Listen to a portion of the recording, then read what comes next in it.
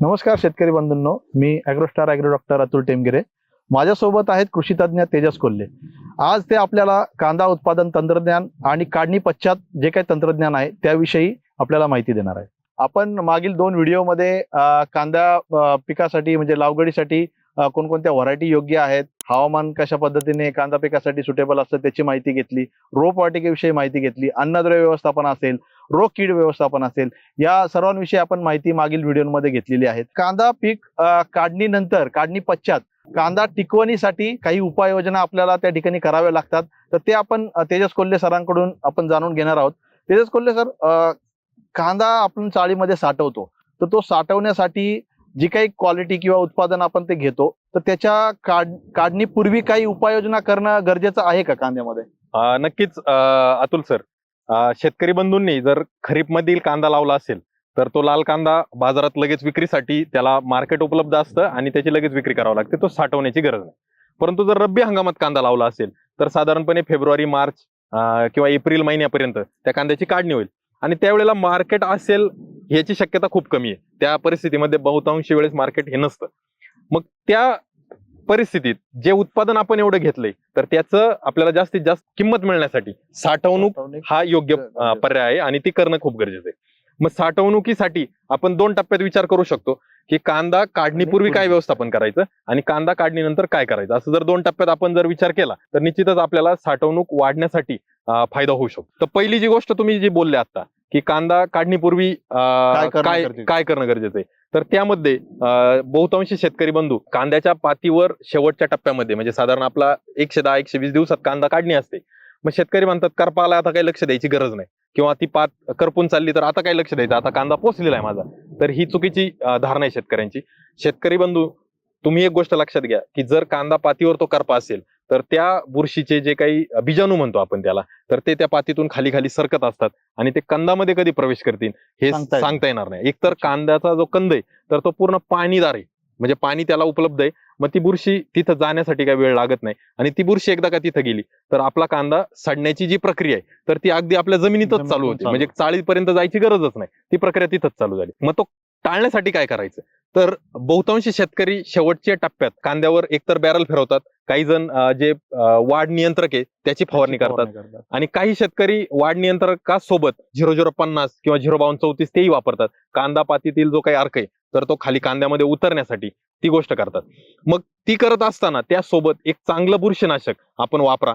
स्वस्तातलं वापरायचं तर कार्बनडेन्झिम आहे, परंतु भारीतलं वापरायचे तर ॲझोक्सिस्ट्रोबिन आणि टेबिकोनेझॉलचा एकत्र कॉम्बिनेशन वाला जर बुरशीनाशक वापरत तर थोडा खर्च होईल, प्रतिपंप 20-25 रुपयाचा खर्च वाढेल, परंतु आपला कांदा टिकवण्यासाठी त्याची मदत होईल. कारण का, तर पातीवरची बुरशी कांद्यात जाऊनच देणार नाही. ते बुरशीनाशक 0050 किंवा 05234 जे वापरता तो पातीतील अर्क कांद्यात पाठवेल. आणि जर बॅरल फिरवत नसाल तर जे वाढ नियंत्रक वापरता त्या वाढ नियंत्रकामुळे ऑटोमॅटिक जे पातीतील रस आहे तो जो वरच्या बाजूला जो वहन चालू आहे तर ते खालच्या बाजूला होऊन कंद पक्वता किंवा कंद तयार होण्यास मदत होईल. तर या 2-3 गोष्टीचा आपण अवलंब करू शकतो. तेजस सर, म्हणजे कांदा काढणीपूर्वी जर कांद्याची पात जी आहे पडली असेल आणि त्या दरम्यान जर पाऊस जर झाला तर तो असा कांदा आपण साठवणुकीसाठी योग्य आहे का? अगदी असा कांदा चालणारच नाही. आपण पहिल्या व्हिडिओतही पाहिलं होतं की कांदा लागवड केल्यानंतर साधारणपणे सुरुवातीचे 2 महिने जर पाऊस पडला तर त्याचा फारसा धोका नाही, परंतु नंतरचे 2 महिने म्हणजे आपला 50% कांद्याचं आयुष्य असताना कांदा पोचण्याच्या अवस्थेत आणि कांदा पक्वतेच्या अवस्थेत या दोन्ही वेळेस जर पाऊस पडला तर तो कांदा साठवणुकीसाठी आपण ठेवूच नाही. तो कांदा आपण बाजारात लगेच विकावा. जर आपल्याला चाळ असेल कांद्याची, आपल्याला कांदा साठवायचा असेल तर अशा परिस्थितीत आपल्या आसपासचे शेतकरी जे काही विक्री करतात तर ते चांगलं नियोजन कोणी केले त्यांचा कांदा आपण त्या भावात खरेदी करू शकतो आणि साठवू शकतो. परंतु आपला कांदा आपण साठवण्याची जी रिस्क आहे ती घेऊ नये. तो एक धोका पत्करणं सारखं होईल असं मला वाटतं. आणि मग आता समजा आता तुम्ही सांगितलं की कांदा काढताना, आता आपण काढणीपूर्वी जे काही नियोजन आहे त्याचं तुम्ही सांगितलं, पण कांदा काढल्यानंतर आता आपल्याला काही काही शेतकरी काय करतात, कांदा काढल्यानंतर लगेच कांदा चाळीमध्ये साठवायला नेतात. तर काढणीनंतर काही उपाययोजना करणं गरजेचं आहे. काही शेतकरी काय करतात, कांदा काढल्यानंतर जे काही पात वगैरे आहे त्यावरती झाकून ठेवतात. तर ह्याबद्दल काही शेतकऱ्यांना माहिती सांगा. आता याच्यात टप्पे आहेत. तर पहिलं तर कांदा काढणीपूर्वी पाणी आपण कधी बंद केलंय ते बघणं गरजेचं आहे. साधारणपणे 120 दिवसाला कांदा पक्व होत असेल आणि आपल्या जमिनीचा वापसा 10 दिवसात येत असेल तर आपल्याला त्याच्यापेक्षा जास्त म्हणजे 20 दिवस आधी पाणी बंद करायचे. मग 100व्या दिवशी वगैरे आपण पाणी बंद करू शकतो. पूर्ण जमीन कोरडी झाली, पातीतला रस खाली आला तरच कांद्याची काढणी करायची. कांदा काढल्यानंतर कंद आणि त्या कंदावर दुसऱ्या कांद्याची पात आणि त्या दुसऱ्या कांद्याच्या कंदावर तिसऱ्या कांद्याची पात असा थर लावत आपण जमिनीत तो कांदा ज्या दिवशी काढणी करतो त्या दिवशी तसा पसरून ठेवला पाहिजे आणि साधारणपणे तो 4 दिवस 5 दिवसापर्यंत आपण तसा शेतामध्ये ठेवला पाहिजे. त्यांनी काय होईल, तो कांदा पात जो पातीतला रस कांद्यामध्ये जो आला नव्हता तो आता काढल्यानंतर तो यायला चालू होईल. बरोबर. आणि तो कंदाच्या दिशेने येईल, त्यामुळे आपल्याला कंदाचं वजन चांगलं भेटेल. हा एक पहिला टप्पा. दुसरा टप्पा काय हे सगळं शेतामधलं आपण गोळा करायचे आणि सावलीला नेऊन झाडाखाली ठेवायचे. आता आपण हे उन्हात ठेवलं होतं, नंतर सावलीला नेऊन ठेवतोय. सावलीला नेऊन ठेवल्यानंतर झाडाखाली म्हणा किंवा निवाऱ्याच्या ठिकाणी ते साधारणपणे 2 दिवस तसंच ठेवायचे आणि नंतर कांद्याची काटणी करायची. काटणी म्हणतो शेतकरी, त्याची पात कापतात, काही शेतकरी खालची मुळं पण कापतात. तर त्या गोष्टी आपल्याला करायच्या त्या सावलीत कांदा 2 दिवस ठेवल्यानंतर. म्हणजे जमिनीत आपण ठेवला 4 दिवस, सावलीत ठेवला 2 दिवस आणि त्यानंतर त्याची जी काही पुढची प्रक्रिया आहे ती आपण करायला चालू करतो. आता तुम्ही काढणीचा मुद्दा एक मांडला, तर काढणी करताना पण काही शेतकरी चुकीची पात जी आहे ती पूर्णपणे काढून टाकतात, खालून सुद्धा मुळी सुद्धा कट करतात. तर ते काटणं योग्य आहे का? जर अगर आपण कापायचं जर असेल तर कुठपर्यंत ते कापणं गरजेचं आहे? आता आपल्याकडे इथं सॅम्पलसाठी कांदा आहे. इथं तुम्ही पाहू शकता की या कांद्याची जी वरची पात आहे तर ती एकदम खरडून काढलेली आहे आणि याची जी मुळी आहे तर ती पण जेवढी हाताला आली तेवढी मुळी विळ्यानी कापून टाकली.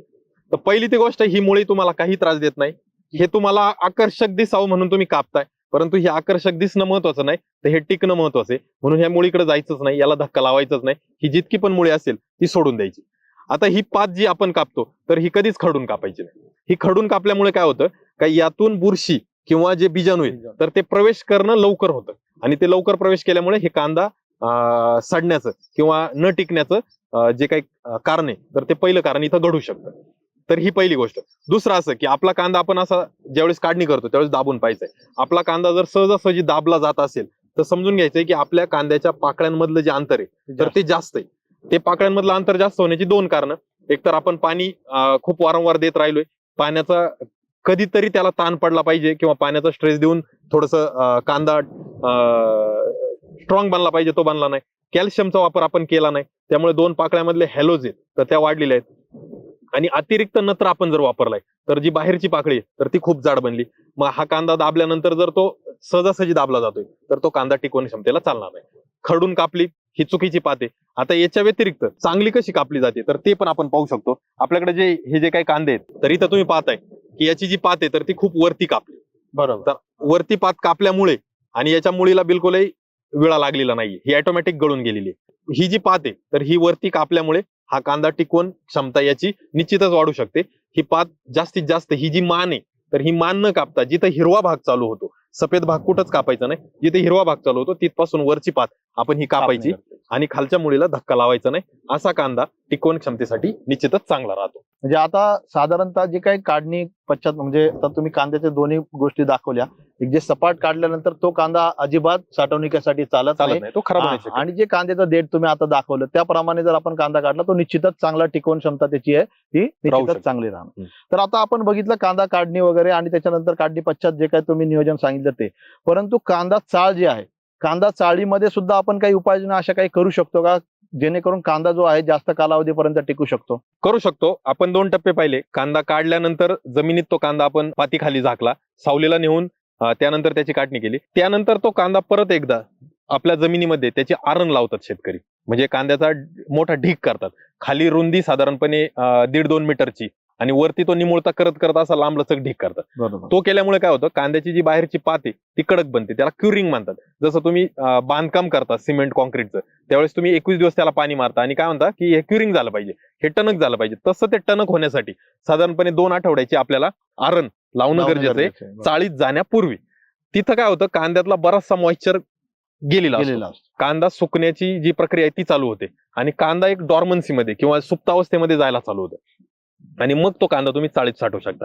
आता चाळीत ज्या उपाययोजना करायच्या तर चाळ आपली निर्जंतुक करणं गरजेचं आहे. निर्जंतुक म्हणजे काय, तर चाळीमध्ये तुम्ही वर्षानुवर्ष कांदे साठवत आले म्हणजे कोणते ना कोणते बुरशीचे बीजाणू तिथं असण्याची शक्यता आहे आणि तिथून आपल्याला परत कांदा सडण्याची जी काही प्रक्रिया आहे ती चालू होऊ शकते. प्लॉटमध्ये आपण बुरशीनाशकाची शेवटची एक फवारणी केली जिथं आपण ती प्रक्रिया टाळू शकलो. आता तीच प्रक्रिया चाळीत जाण्यापासून परावृत्त करायची. तर मग काय, तर काही शेतकरी त्यामध्ये कार्बनडायझिम सारखं जे बुरशीनाशक आहे त्याची डस्टिंग करतात. काही गंधक बुरशीनाशकाची डस्टिंग ती चाळीला करतात, कांद्यावर करायची नाही. कांद्यावर जर करायला जाल तर कांद्याची जी साल आहे तर ती खराब होणार, कारण ते रसायन त्या सालीवर प्रक्रिया करतं किंवा त्याला डिटोरिएशन म्हणतात आणि ते खराब करतं. मग तुम्ही चाळ निर्जंतुक करण्यासाठी कार्बनडायझिम असेल, गंधक असेल त्याची धुरळणी करू शकता. त्यासोबत जर आपल्याला किडींपासून काही धोका असेल, आपल्या चाळीमध्ये आपल्याला काही किडी जाणवत असतील तर तिथं मग तुम्ही जे काही पावडर स्वरूपातील जे काही कीटकनाशक आहेत डस्टिंगचे, तर ते कीटकनाशक वापरू शकता.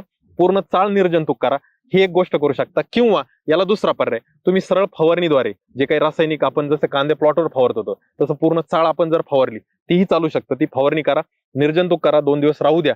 तो कांद्याचा जो ढीग आहे तो आपल्याला चाळीत नेण्यापूर्वी हे निर्जंतुक करून घेतलं की त्यानंतर आपल्या चाळीत आपला कांदा नेऊन साठवा. आणि एकदा काही ही सगळी प्रक्रिया केली, कांदा साठवला, तर मला नाही वाटत की 3 महिन्यापासून तर पुढचे 6 महिन्यापर्यंत आपल्या कांद्याला काही त्यापासून धोका होऊ शकतो. कांदा चाळ आपली कुठं गळती का, त्यातून कुठं पाणी, पावसाचं पाणी आत येतंय का, तेही बघा. कांदा चाळीला दोन्ही बाजूनी किंवा हवा येण्यासाठी, हवा पास होण्यासाठी जागा आहे का. बहुतांशी शेतकऱ्यांनी योग्य ठिकाणी कांदा चाळ बांधली असेल असं आपण गृहीत धरतो, परंतु त्या चाळीच्या आसपास ऊसासारखं पीक किंवा मोठं वाढणारं जर पीक केलं तर परत एकदा त्याची हवा बंद होऊ शकते. तर तसं न होता त्याला चांगल्या हवेशीर ठिकाणी जर ठेवलं तर तो कांदा टिकवून क्षमता त्याची वाढते. आणि तो कांदा विक्रीसाठी ज्यावेळेस आपण बाजारात काढतो तर त्यावेळेस साधारणपणे बैलपोळा, गणपती, त्यानंतर भाद्रपद महिना यामध्ये कांद्याला उच्चांकी बाजारभाव मिळण्याची शक्यता आपल्याला असते. त्यामुळे आपल्याला हा कांदा साठवून त्यावेळेस तो बाहेर काढणं खूप गरजेचं असतं. आणि आता याच्यामध्ये अजून एक महत्वाचा मुद्दा, जे कांदा चाळीमध्ये आपण जो कांदा साठवतो त्याच्यामध्ये कांद्याची उंची साधारणतः किती ठेवणं गरजेचं आहे, किंवा ती रुंदी जी आहे ती किती ठेवणं गरजेचं आहे, जेणेकरून त्याची टिकवण क्षमता जी आहे ती अजून काही कालावधीपर्यंत चांगली राहू शकते. साधारण 3 ते 5 फुटापर्यंतच त्याची रुंदी असते आणि उंची सुद्धा 5 फुटापेक्षा जास्त करू नये. कांदा चाळ आपली किती उंच असली तरी त्यामध्ये कांद्याचा जो थर द्यायचा आहे तर तो 5 फुटापेक्षा जास्त देऊ नये. प्लस काही शेतकरी त्यामध्ये काही पीव्हीसी पाईप टाकतात ज्याला होल पाडून, किंवा काही शेतकरी बांबू टाकतात, पोकळ बांबू, जेणेकरून त्यातून हवा पास होईल. तर असे काही शेतकरी करतात आणि त्याचे पण परिणाम चांगले जाणवले. काही शेतकऱ्यांनी एक्झॉस्ट फॅन बसवलेत, म्हणजे जे ऑटोमॅटिक फिरत असतात आणि त्या कांद्याच्या आसपास जो काही वायू तयार होतो, मिथेन वायू सारखा वायू, तर तो वायू बाहेर टाकण्यासाठी किंवा जे उष्णता आहे ती बाहेर काढण्यासाठी काही शेतकऱ्यांनी ते पण बसवलेत फॅन. तर त्याचाही फायदा होतो. अशा पद्धतीने जर आपण व्यवस्थापन केलं तर जी मशागत आपण 100, 110, 120 दिवस किंवा काही 5-5 महिन्यापर्यंत केली तर तिचा आपल्याला जास्तीत जास्त बेनिफिट घेण्यासाठी या गोष्टींची काळजी घेणं गरजेचं आहे, जेणेकरून आपला कांदा 6 महिने, 8 महिनेपर्यंत आपण टिकवू आणि त्याचा बाजारभाव आपल्याला जास्तीत जास्त मिळेल. निश्चितच तेजस कोल्हे सर, ह्या गोष्टीचा जो फायदा आहे ना, म्हणजे कांदा काढणी इथपर्यंत तंत्रज्ञान ठीक आहे, पण काढणी पश्चातचं जे काही तंत्रज्ञान आहे ते खूप अतिशय महत्वाचं आहे कांदा जास्त महिन्यापर्यंत टिकवण्यासाठी, जेणेकरून शेतकऱ्यांना त्या कालावधीमध्ये रेट मिळेल, त्या कालावधीमध्ये त्यांना तो कांदा मार्केटला नेता येईल आणि चांगलं उत्पादन जे आहे त्याच्यातून त्या शेतकऱ्यांना मिळणार आहे. खूप खूप धन्यवाद तेजस सर. कांदा उत्पादन तंत्रज्ञानाविषयी तुम्ही खूप चांगली माहिती या ठिकाणी शेतकऱ्यांना सांगितली आहे. निश्चितच या माहितीचा उपयोग जो आहे तो महाराष्ट्रातल्या शेतकऱ्यांना होणार आहे आणि त्यांचं जे कांद्याचं उत्पादन आहे ते वाढीसाठी ह्या जे काही तंत्रज्ञान आहे याचा उपयोग करून ते निश्चितच आपलं जे काही उत्पादन आहे ते वाढवणार आहेत. तर शेतकरी बंधूंनो, असेच नवीन नवीन व्हिडिओ पाहण्यासाठी ॲग्रोस्टारच्या यूट्यूब चॅनलला सबस्क्राईब करा आणि अजून काही व्हिडिओ जे कर तुम्हाला वेगवेगळ्या पिकांविषयी जर काही माहिती पाहिजे असेल तर निश्चितच ॲग्रोस्टार यूट्यूब चॅनलवर या व्हिडिओवर कमेंट करा आणि इतर शेतकऱ्यांना हा व्हिडिओ शेअर करा.